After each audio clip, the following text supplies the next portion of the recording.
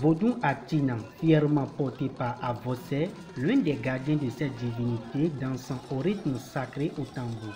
Ici, ce sont les adeptes du vaudou Mamidan, encore appelés sirènes des eaux, reconnus par leur accoutrement un peu plus spécial, la tête couverte du blanc, des perles sacrées à leur cou, aux bras et aux poignets, des pailles blancs noués jusqu'à leur poitrine dans leur pas de balai. Plus loin, les Angbetor, encore appelés les gardiens de nuit, dansant au rythme de tam-tam et de gong. On note également le vaudou Kebioso, divinité du tonnerre, qui est représenté par des adeptes d'un couvent. Ouida, grand carrefour du vaudou, a eu l'honneur d'accueillir des touristes et des adeptes du culte endogène venus des 4 coins du monde pour sacrifier à la tradition.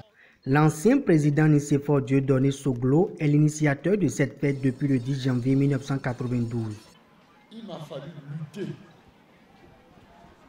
pour faire accepter que nous aussi, c'est une fête de nos religions traditionnelles. Grâce à la volonté politique de ces décideurs, le vaudou est restauré et célébré depuis 1992. Il est source d'inspiration des peuples et vecteur de paix.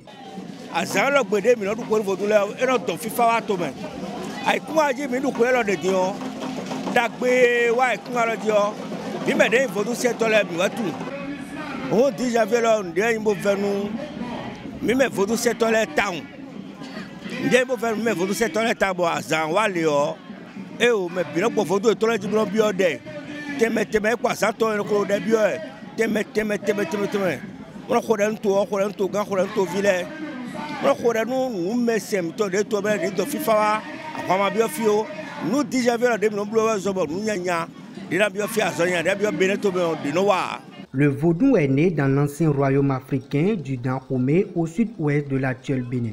Il est vénéré depuis le XVIIIe siècle au Brésil, à Cuba, en Jamaïque, en Haïti et plusieurs d'autres pays. Il est source de bonheur et de paix.